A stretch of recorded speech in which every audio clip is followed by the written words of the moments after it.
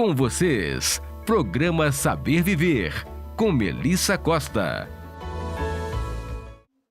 Bom dia! Começa o Saber Viver de hoje de uma forma diferente. Sabe por quê?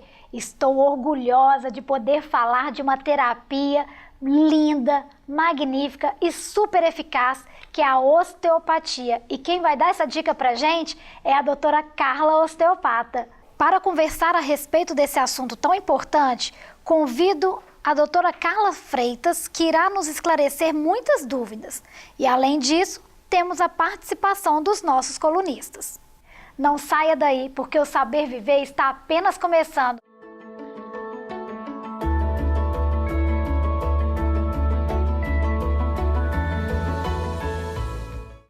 Que alegria receber você aqui, Carla. Bem-vinda ao Saber Viver, viu? Prazer é todo meu, Melissa, pelo convite.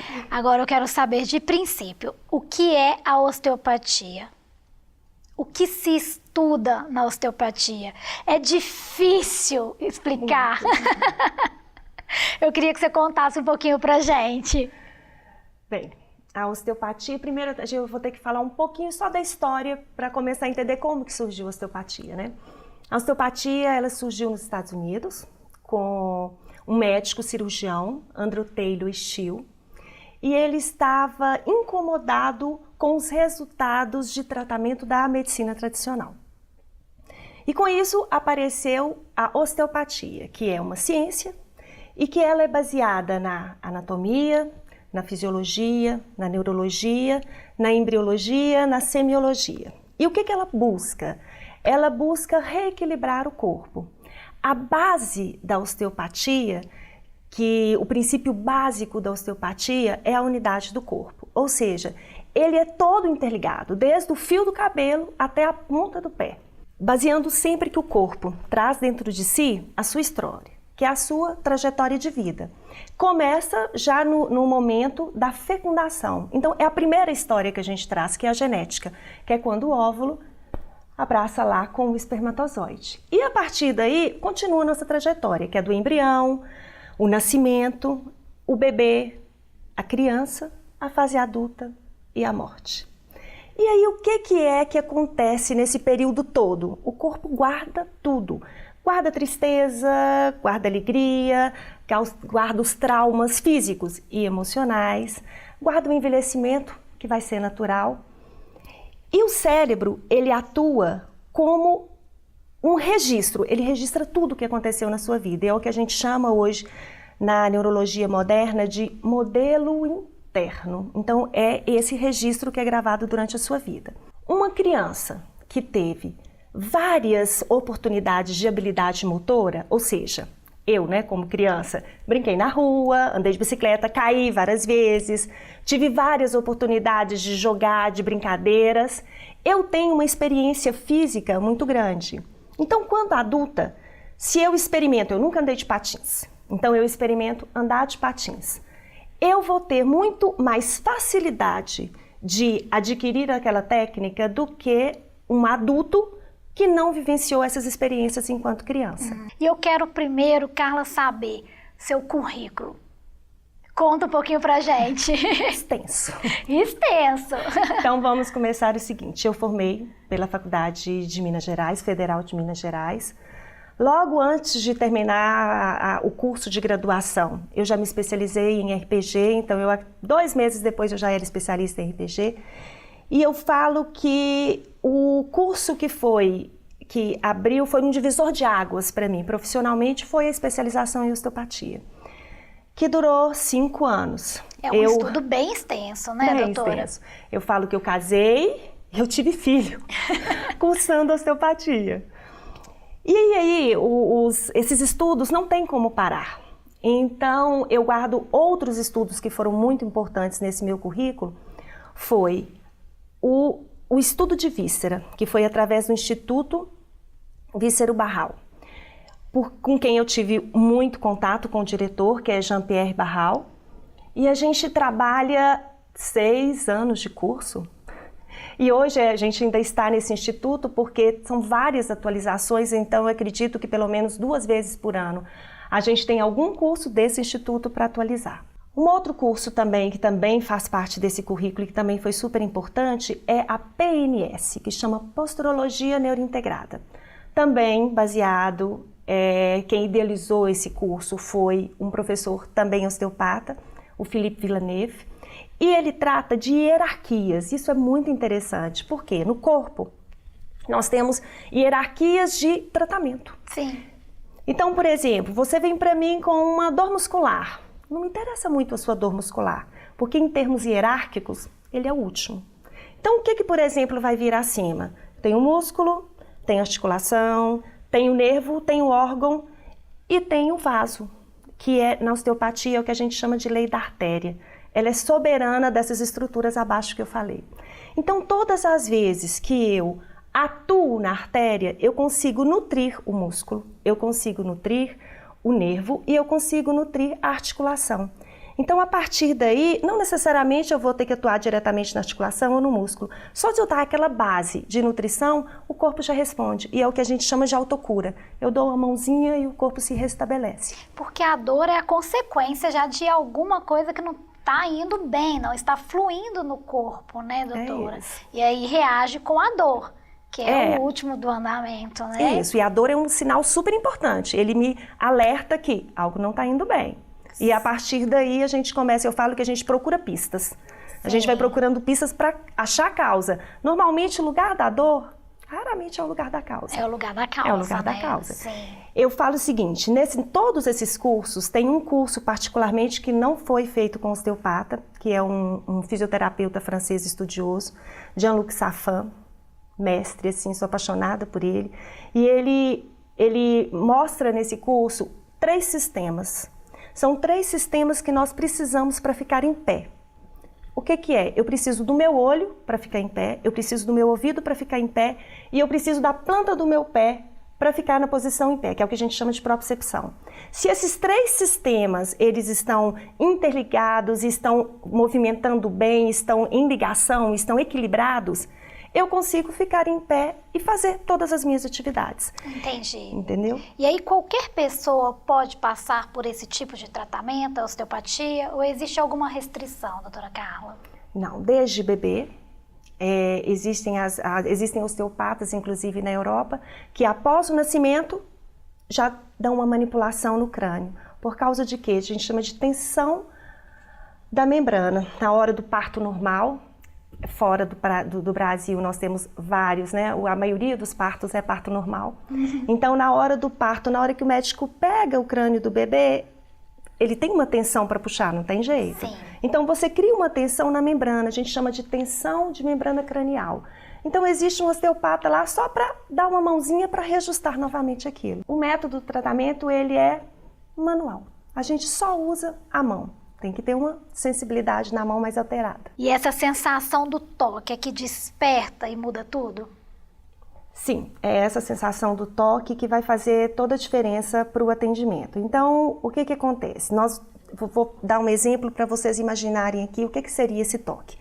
Nós vamos imaginar um balão que ainda não está completamente distendido. Quando você pega no balão, você tem uma sensação na mão daquela bexiga meio enrugadinha. A textura fica diferente. Sim. À medida que eu encho ele um pouco de ar e a minha mão está lá segurando o balão, a textura na minha mão muda novamente. E à medida que eu vou enchendo, ela vai mudando cada vez mais. Se eu coloco água no balão, a minha estrutura na mão, o que eu vejo na minha mão, também é outra coisa. E isso acontece quando a gente está avaliando. A gente coloca a mão no corpo do paciente, a primeira coisa que a gente percebe é a temperatura. Então, se a gente pensar, não precisa ser osteopata para pensar que, por exemplo, quando você vê uma criança, eu estou colocando criança bem pensando aí em mãe, você já sabe que a criança está com febre, você nem encostou, só de você colocar a mão aqui... Já sabe que a temperatura está alterada. Você já sabe que a temperatura está alterada. Muitos pacientes me perguntam assim, nossa, você está segurando aí, está queimando demais, demais. Nós temos esse aumento da temperatura tanto no lugar que está em disfunção, na osteopatia a gente usa muito essa palavra, disfunção. Então aumenta a temperatura, está inflamado, está sem movimento, quanto na hora do tratamento que eu libero a estrutura. Por quê? Quando você libera energia, é física, você produz calor. Então quando eu estou lá movimentando, colocando a mão no paciente, todas as estruturas têm estrutura diferente. Por exemplo, um órgão, eu tenho um órgão oco, eu tenho um órgão mais denso, eu tenho uma artéria que pulsa, isso é o que eu vou sentir na minha mão. Sim. Não necessariamente a mão inteira vai estar numa artéria, não tem jeito. Então eu tenho uma sensibilidade de mão aqui embaixo, aqui nos dedos. Às vezes um dedo está no nervo, às vezes o outro está no músculo, às vezes o outro está no osso. Então vai depender dessa manobra. E o que a gente percebe? A gente percebe onde que o corpo está me levando. Na verdade, não sou eu que induzo o movimento. É o próprio corpo que vai me levando. Então ele me leva, por exemplo, em uma direção, o paciente está deitado, então ele me leva para uma direção cefálica, na direção da cabeça, ele me leva para uma direção caudal e eu vou percebendo essa simetria, se essa simetria é harmônica ou se de repente o movimento parou. Mas e quando o paciente não sente? O que pode acontecer do paciente não ter essa sensação? É normal? É normal. É normal? É normal. Tem pacientes que têm mais essa sensibilidade de corpo. Tem pacientes que não têm sensibilidade nenhuma. Então, o paciente, ele não precisa sentir a sensibilidade. Tipo assim, ele não precisa sentir, nossa, o movimento parou, tá indo... Não, a maioria das vezes ele nem percebe. E se eu tiver, por exemplo, é muito comum ir o pai, a mãe, o namorado, o esposo, eu tô lá com a mão em cima do paciente, ninguém percebe. Nem dá para perceber se minha mão está indo para a direita, para a esquerda, está subindo, está descendo. Mas eu percebo um movimento. Então tem muitas vezes, por exemplo, que um paciente vem e que não quer falar nada. E até a anamnese, as perguntas são perguntas assim, sim, não. Não necessariamente eu preciso saber da boca do paciente o que está acontecendo com ele. Quando eu coloco a mão, o corpo responde. Sente, o corpo responde. Carla, eu quero te convidar para assistir a coluna da Ingrid Vilela. E não saia daí, porque na volta eu continuo meu papo aqui com a doutora Carla e aí vou deixar ela contar um pouquinho do meu caso para vocês. Bom dia! Às vezes me perguntam, o que eu devo fazer com meu filho que está tão rebelde? O que eu devo fazer diante de tanta frieza no meu relacionamento? E eu respondo, na dúvida, escolha amar. Ame e demonstre esse sentimento tão nobre de acordo com a perfeita linguagem do amor.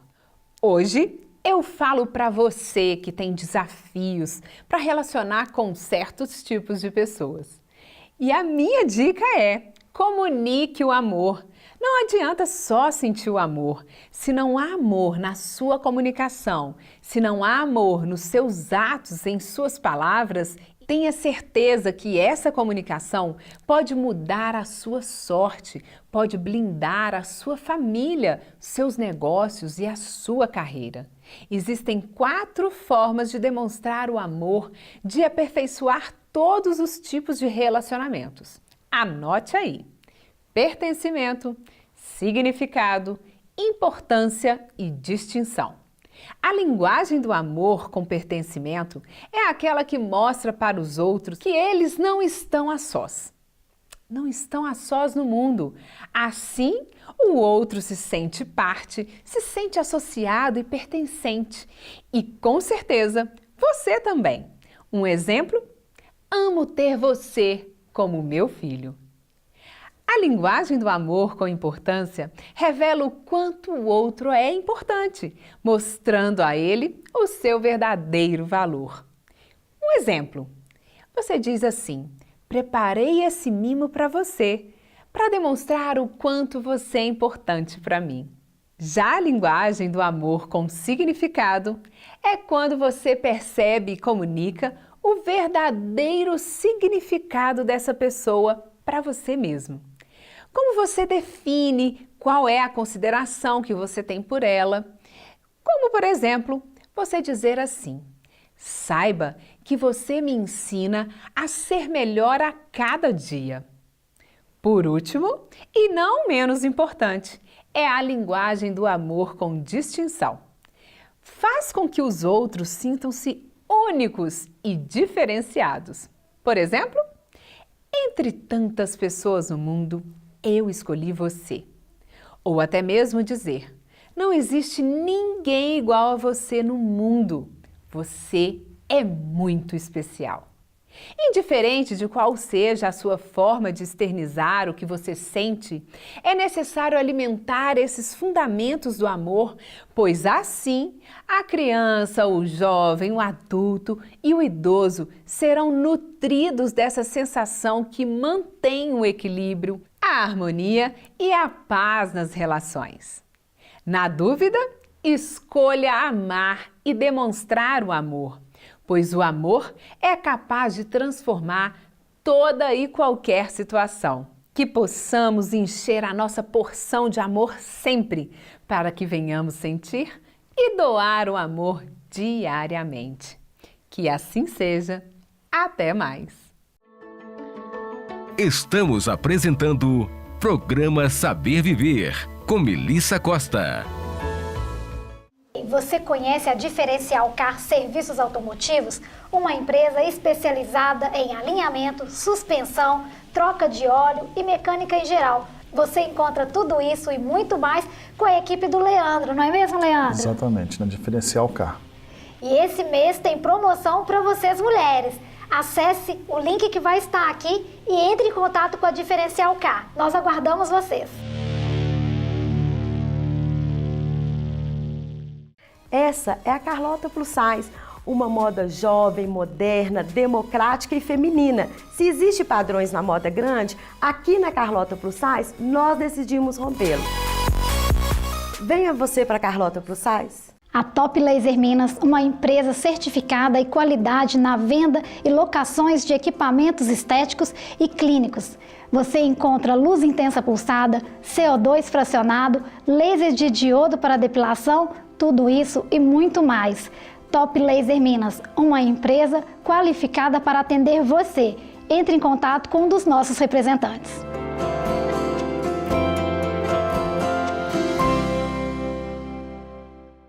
Você conhece a Clínica Melissa Costa? Entre em contato conosco e aproveite as nossas promoções, tratamentos faciais e corporais com tecnologia de ponta. Temos também o atendimento com nosso dermatologista. Eu aguardo todos vocês. Voltamos a apresentar o programa Saber Viver. Volto a conversar agora com Carla Freitas, a osteopata. Doutora, conta um pouquinho pro pessoal de casa aí como que tá sendo os cuidados comigo. Bem, nós vamos imaginar, eu trouxe até uma amiga, assim, inseparável, uma forma de eu explicar para os pacientes como que é o tratamento e como que as coisas acontecem no corpo, partindo sempre dessa unidade do corpo, que é o princípio básico da osteopatia, é o princípio básico do tratamento. Então nós vamos imaginar, por exemplo, aqui, o caso da Melissa. Então a Melissa vai falar assim, só ela chegou lá no consultório com qual sintoma? Nós vamos inverter o quadro. Agora eu que sou a doutora. Agora ela é a entrevistada. Cheguei lá com o sintoma de uma dor lombar terrível. Ela chegou com sintomas de dor lombar, andando completamente desalinhada. E fizemos, lógico, a anamnese, que é a primeira coisa que a gente faz, mas no momento que o paciente chega no seu consultório com muita dor, na verdade, ela não quer falar muito não. Ela quer resolver, gente. Ela dor quer resolver. É uma coisa que você quer resolver. É justamente isso que acontece. Então nós vamos imaginar o seguinte, aqui ó, a coluna, e tudo que vocês estão vendo de azulzinho aqui, ó, é a lombar, é uma estrutura lombar. Ela é formada aqui por 5 vértebras. E aí, se vocês visualizarem aqui, um pouquinho só aqui na lateral, virar desse lado aqui, porque lá tem músculo, tudo isso que está saindo aqui de amarelinho é nervo. O que acontece com essa estrutura lombar? Porque aí nós vamos pensar aqui em unidade do corpo para a gente ter noção de como seria um atendimento que chega para mim, por exemplo, a queixa é o que a Melissa deu, uma lombalgia. Então eu vou avaliar, colocar a mão no paciente e ver para onde ver que a minha mão está andando. Nessa estrutura, pode ser que a minha mão pare lá no diafragma. E aonde que está o meu diafragma? Então, esse aqui seria um protótipo de um diafragma.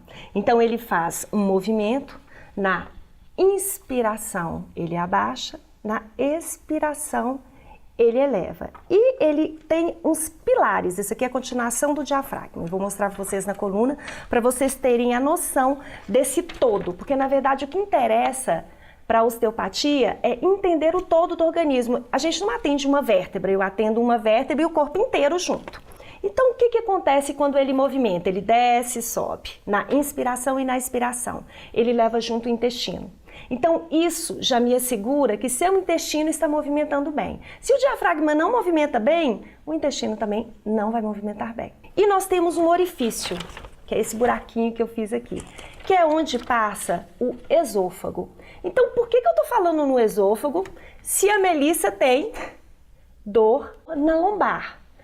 Por quê? Porque esse esôfago passa na estrutura do diafragma. Se eu não observar como que está o estômago e a digestão da Melissa, eu também não vou conseguir liberar essa lombar. Então, o que acontece? Em um caso de uma pessoa mais estressada ou mais elétrica, o que ela acontece? Ela começa a respirar. E ela respira e não usa esse diafragma lá embaixo, ela usa essa estrutura aqui de cima. Então, é aquela paciente insuflada. Quando ela respira, ela libera a minha lombar. Então, nós temos uma chance de voltar a mobilidade da lombar e diminuir a dor. Então, o que nós vamos atender nesse caso? Nós estamos falando de uma dor lombar, nós já ampliamos como unidade de corpo a lombar, nós já conseguimos jogar nessa lombar um refluxo, sim, já conseguimos colocar ali a respiração, o estresse, e aí eu posso até acrescentar... O intestino, né, doutora? Agora é o intestino, era isso que eu ia acrescentar, é o intestino. Porque agora nós vamos ter que ir em um outro músculo, que é um vermelhinho que aparece aqui na minha coluna. Todo esse vermelhinho aqui, ele é o psoas, o músculo psoas. Ele é bilateral, eu tenho ele aqui desse lado e tenho desse. Então, ele estabiliza a minha coluna bilateralmente. O que passa na frente desse psoas, passa o intestino. Atrás desse psoas, passa todo o plexo lombosacro, que é o plexo que vai inervar minhas costas e que vai inervar minha perna. Então, o que acontece? Eu preciso, então nós vamos imaginar esse psoas e eu vou imaginar o intestino na frente. Eu preciso que esse meu intestino movimente bem, porque se ele não movimentar bem, meu psoas vai travar. Se meu psoas travar, o que vai acontecer com os meus plexos lá atrás? Eles vão ser comprimidos. Inclusive, eu posso ter a sensação de dor nevrálgica, é uma dor do nervo. Só que associado a isso tudo, ainda temos o inverso. Se o psoas não movimenta bem, o intestino também não vai movimentar. Então, se vocês verem que assim, é um fio, você puxa um fio e o resto, toda a estrutura se altera. Aonde que começou? Foi o intestino? Foi o psoas? Foi o diafragma? E isso vai fazer diferença na nossa avaliação enquanto mão e na nossa avaliação enquanto anamnese. A osteopatia é isso, né, Carla? Então, é esse conceito todo, essa ligação toda. O nosso corpo, ele tem que fluir. Fluir, como diz a doutora Carla, da ponta do cabelo até a ponta do pé. O que a osteopatia pode tratar? De qual tipo realmente de doença? Tem alguma indicação?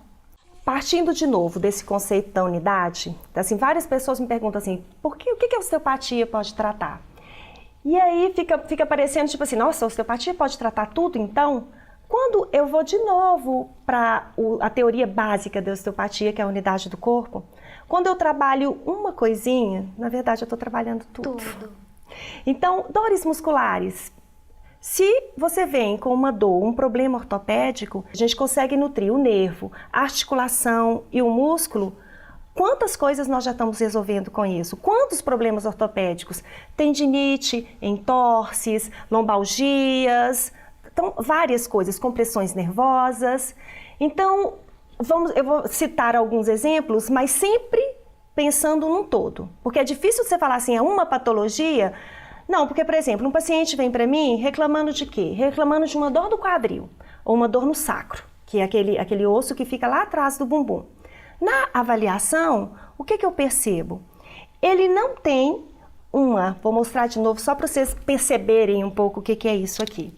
Ele tem uma incontinência urinária. Incontinência fecal é super comum, as pessoas têm vergonha de falar.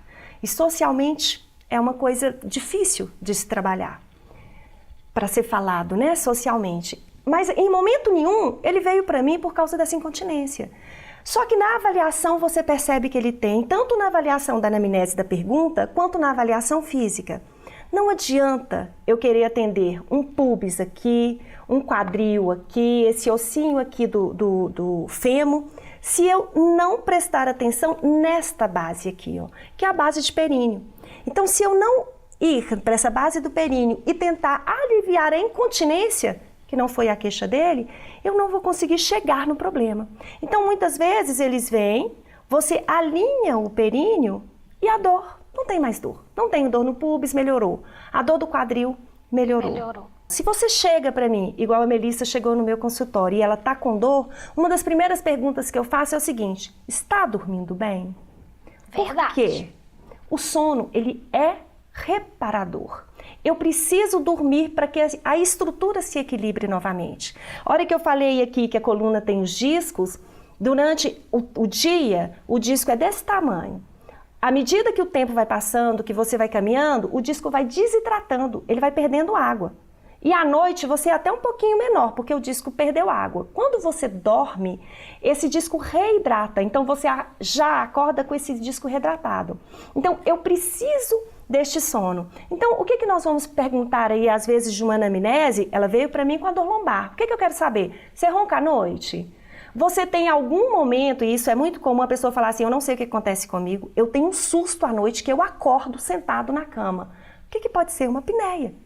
Doutora, esse assunto é realmente um grande tema. Eu quero te convidar para estar novamente aqui no Saber Viver, que eu acho que tanto eu quanto você aí de casa ainda tem muitas curiosidades.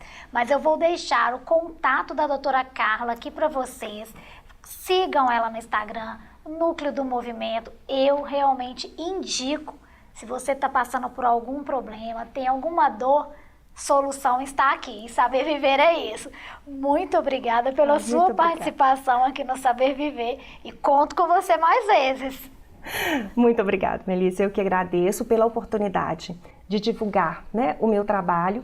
E eu falo que é um trabalho que eu fico toda empolgada quando eu falo, porque assim, o resultado do consultório é muito bom. Então eu queria realmente que as pessoas conhecessem, porque a gente pensa o seguinte: se a gente pode diminuir os medicamentos e se a gente pode melhorar a qualidade de vida, isso é tudo. Então eu falo o seguinte, que você vai para o meu consultório, eu dou uma mãozinha, o seu corpo segue o seu caminho e você se responsabiliza pela sua mudança de hábito. Com certeza, nosso comportamento diz tudo. E se você perdeu algo desse programa, assista pelo nosso canal do YouTube, todas as outras matérias e essa. Acompanhe a gente pelo WhatsApp, eu vou adorar te responder. E agora, vou deixando vocês com a coluna Na Palma da Lei com o Zanoni Júnior. E eu volto no próximo sábado. Tchau! Voltamos, amigos, com a nossa coluna Na Palma da Lei. E o nosso entrevistado continua sendo ele que aportou aqui em Terras Mineiras, o grande criminalista, professor Marco Antônio Merria. Professor, essa obra Elementos do Júri, a pessoa técnica já, aqui eu analiso o advogado que já tem uma experiência, não o aluno que está na academia, mas aquele professor que está na cátedra. O profissional, ele consegue também ter como norte, como bússola, essa sua obra? Primeiro, obrigado pelo convite, doutor Zanoni, com certeza. O técnico pode se abrigar nesse livro porque ele faz aportes necessários para a condução. E entre eles, o principal são os apartes que a gente vê, tenta descobrir e não existe na literatura. É um livro que eu vejo que serve para a defesa, poderia servir para o Ministério Público, mas foi criado para nós advogados que temos a peste de defender aquele delito capital. Então é um livro técnico, é um livro que tem um bom conteúdo defensivo para aqueles que querem levar debaixo do braço e fazer uma tribuna. Ele vai ser elemento contributivo com certeza. Aliado a isso, e o principal, é um livro que ele remonta um positivismo perdido de grandes escritores que eu trago novamente nessa coleção, que é essa obra Elementos do Júri. Professor, eu agradeço sobremaneira a sua vinda, a sua participação aqui na nossa coluna, essa coluna que é tão querida dentro do programa Saber Viver, da nossa amiga Melissa Costa. E para você, no próximo programa eu trarei outro criminalista também de renome nacional. Um abraço.